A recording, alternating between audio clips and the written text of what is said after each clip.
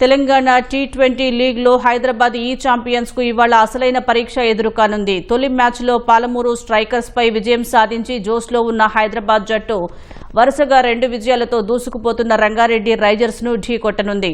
పాయింట్ల పట్టికలో అగ్రస్థానంపై కన్నేసిన ఇరు జట్లు గెలుపే లక్ష్యంగా బరిలోకి దిగుతుండటంతో మ్యాచ్ పై ఆసక్తి నెలకొంది. టీ20 లీగ్లో హైదరాబాద్ ఈ ఛాంపియన్స్ తన 2 మ్యాచ్కు సిద్దమైంది. తొలి పోరులో పాలమూరు స్ట్రైకర్స్ పై సమిష్టి ప్రదర్శనతో విజయం సాధించిన హైదరాబాద్ జట్టు అదే జోరును కొనసాగించాలని భావిస్తోంది. బ్యాటింగ్లో టాప్ ఆర్డర్ నిలకడగా రాణించడం, మిడిల్ ఓవర్స్లో పరుగుల వేగాన్ని పెంచడం జట్టుకు ప్రధాన బలంగా మారింది. బౌలింగ్ విభాగంలోనూ క్రమశిక్షణతో బంతులు వేస్తూ ప్రత్యర్థుల్ని కట్టడి చేయగల సామర్థ్యం కనిపించింది. అయితే ఇవాళ ప్రత్యర్థి రంగారెడ్డి రైజర్స్. ఇప్పటికే వరుసగా 2 విజయాలు నమోదు చేసి ఆత్మవిశ్వాసంతో ఉన్న రైజర్స్ బ్యాటింగ్, బౌలింగ్ విభాగాల్లో సమతూకంగా కనిపిస్తోంది. ముఖ్యంగా పవర్ ప్లేలో దూకుడుగా ఆడడం, చివరి ఓవర్లలో వేగంగా పరుగులు సాధించడం ఆ జట్టు ప్రత్యేకతగా మారింది.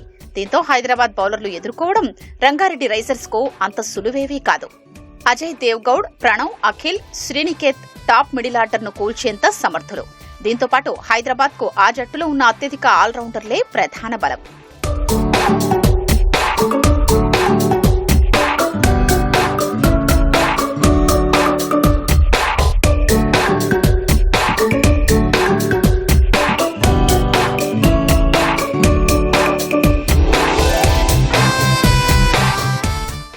హైదరాబాద్ ఈ ఛాంపియన్స్ కు మరో కీలక అంశం జట్టు కూర్పు. యువ ఆటగాడు యశ్వీర్ గౌడ్ ప్రస్తుతం శ్రీలంక పర్యటనలో ఉండడంతో ఈ మ్యాచ్ కు అందుబాటులో లేకపోవచ్చు.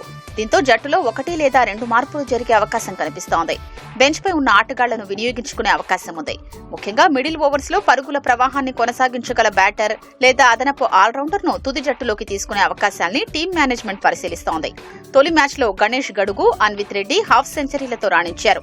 ఓపెనర్ సాయి వికాస్ రెడ్డి, అభిరథ్ రెడ్డి తొలి 10 ఓవర్లు నిలకడగా ఆడితే భారీ స్కోరు నమోదయ్యే అవకాశం ఉంది. దీంతో పాటు బౌలర్లు అజయ్ దేవ్గౌడ్ జట్టుకు కీలకం. అతనితో పాటు ప్రణవ్ వర్మ, అఖిల్ రాథోడ్ కూడా ప్రత్యర్థి బ్యాటర్లను కట్టడి చేయగలరు.